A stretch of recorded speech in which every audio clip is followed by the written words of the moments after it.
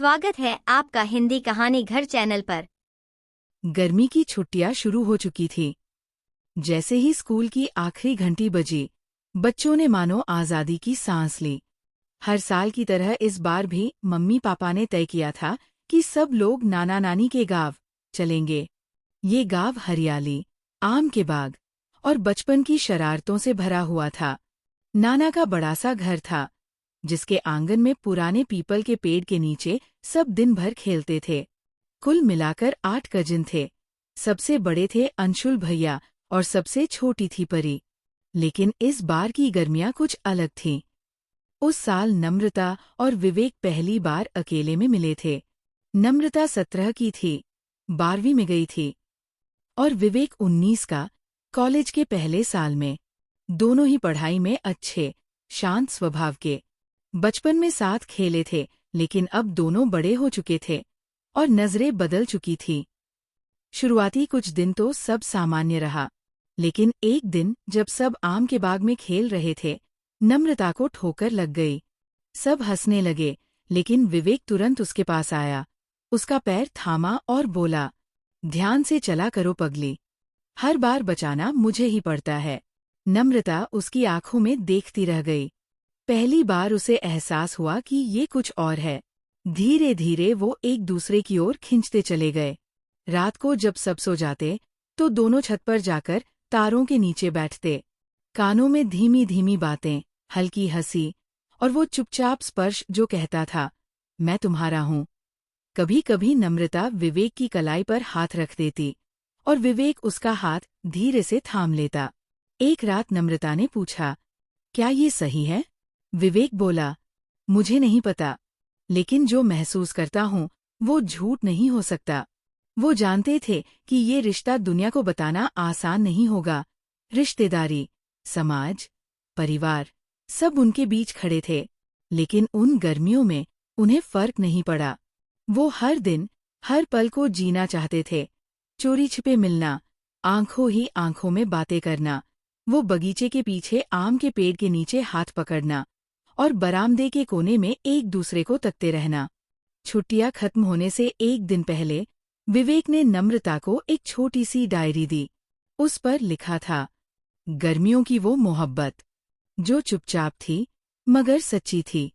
छुट्टियां खत्म हो गईं, सब वापस अपने अपने शहर लौट गए, लेकिन वो डायरी हर रात नम्रता के सिरहाने होती, और वो गर्मियां उसकी यादों में हमेशा महकती रहीं, आम के बाग की तरह। 4 साल बीत चुके थे उन गर्मियों को। नम्रता अब एक कॉलेज में पढ़ा रही थी और विवेक अब दिल्ली में एक मल्टीनेशनल कंपनी में काम करता था। वो डायरी अब भी नम्रता के पास थी, लेकिन वो दिन सिर्फ यादों में रह गए थे। फिर एक दिन एक शादी का न्योता आया, मौसी की बेटी की शादी। सबको जाना था, नम्रता को भी पता था कि विवेक आएगा, इसलिए वो भी चली गई शादी में। शादी का पहला दिन हल्दी थी। नम्रता पीली साड़ी में बिल्कुल परी लग रही थी।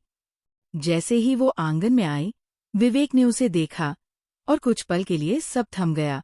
वो वही आंखें थीं, वही मुस्कान, लेकिन अब और भी ज्यादा गहराई थी। रात की संगीत पार्टी में जब सब डांस कर रहे थे, विवेक ने पीछे से नम्रता की कलाई पकड़ ली। "तू अब भी वैसी ही है।" नम्रता की सांसें तेज हो गईं। "और तू अब भी यूं ही पकड़ता है मुझे, लोगों के बीच? तुझे पकड़ना ही तो भूल नहीं पाया।"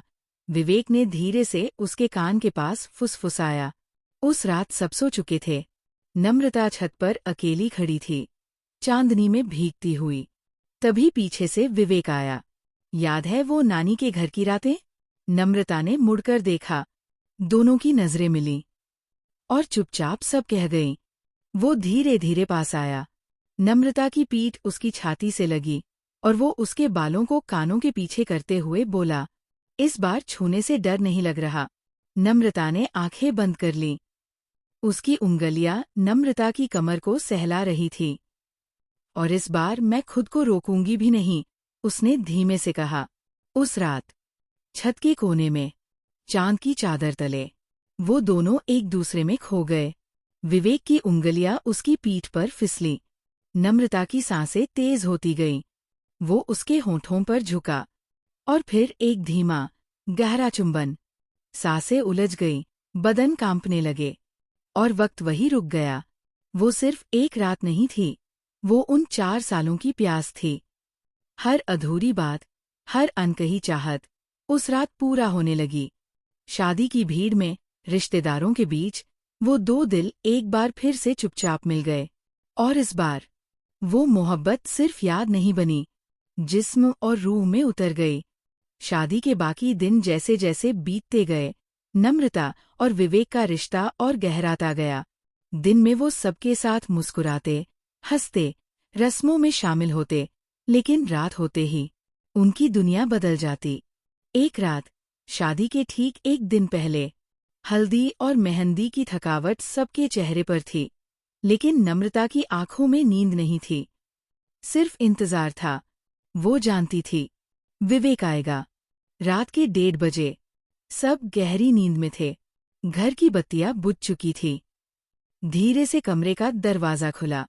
नम्रता ने पलटकर देखा, विवेक था। वो बिना आवाज किए नंगे पांव अंदर आया। पागल हो क्या? कोई देख लेता तो? नम्रता फुसफुसाई। तू ही तो कहती थी। इस बार रुकूंगा नहीं, विवेक ने मुस्कराते हुए कहा। कमरे में सिर्फ चांदनी की हल्की रोशनी थी। नम्रता ने दरवाजा बंद किया और धीरे से कहा, तो रुको मत। विवेक ने उसे अपनी बाहों में खींच लिया।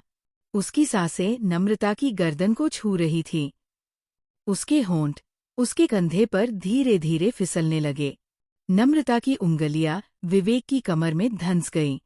इतने सालों की प्यास है ये, विवेक ने कहा। हर स्पर्श में तेरी कमी महसूस होती रही। नम्रता ने उसकी शर्ट के बटन खोलने शुरू किए। आज वो कमी पूरी कर लो, उसने धीमे से कहा।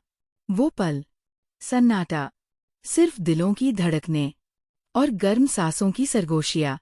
नम्रता की चुनरी जमीन पर गिर चुकी थी। वो दोनों बिस्तर पर आ चुके थे, एक दूसरे में लिपटे हुए, जैसे कोई उन्हें अलग न कर पाए। कमरे में धीमे धीमे सिसकियां और दबे हुए एहसास गूंज रहे थे। कई बार विवेक ने रुकना चाहा, लेकिन नम्रता ने उसकी उंगलियां पकड़ लीं। आज नहीं, अब नहीं, मैं तुझसे पूरी तरह जुड़ना चाहती हूँ, विवेक। उस रात उन्होंने सिर्फ एक दूसरे को नहीं छुआ, बल्कि उस छुपी मोहब्बत को जिया, जिसे कभी नाम नहीं मिला था। सुबह हुई, और जैसे कुछ हुआ ही न हो। विवेक मेहमानों के साथ हंस रहा था। नम्रता मेहंदी दिखा रही थी, लेकिन उनकी आंखें अब बोलती थीं, हम एक हो चुके हैं, चाहे दुनिया कुछ भी जाने या न जाने। शाम ढल चुकी थी। घर के बाहर ढोल, नगाड़े और बैंड-बाजे की गूंज थी। बारात दरवाजे पर पहुंच चुकी थी। हर कोई सज-धज कर बाहर खड़ा था। कोई फूल बरसा रहा था, कोई मोबाइल से वीडियो बना रहा था, और कोई दूल्हे के घोड़े के पास नाच रहा था। इस भीड़ में एक जोड़ी आंखें एक दूसरे को ढूंढ रही थी। विवेक और नम्रता। नम्रता गुलाबी रंग के लहंगे में नशीली लग रही थी। उसकी आंखों में आज कुछ और ही चमक थी। विवेक काले बंदगला सूट में उसे लगातार देख रहा था। तभी वो दोनों नजरों से इशारा करते हैं। घर के पिछले हिस्से में एक खाली कमरा था, जहां अभी कोई नहीं गया था। 10 मिनट बाद दोनों उस कमरे के अंदर थे। दरवाजा अंदर से बंद। अगले भाग के लिए जुड़े रहें चैनल के साथ। चैनल पर नए हैं तो सब्सक्राइब करें और कमेंट करके बताएं कहानी कैसी लगी।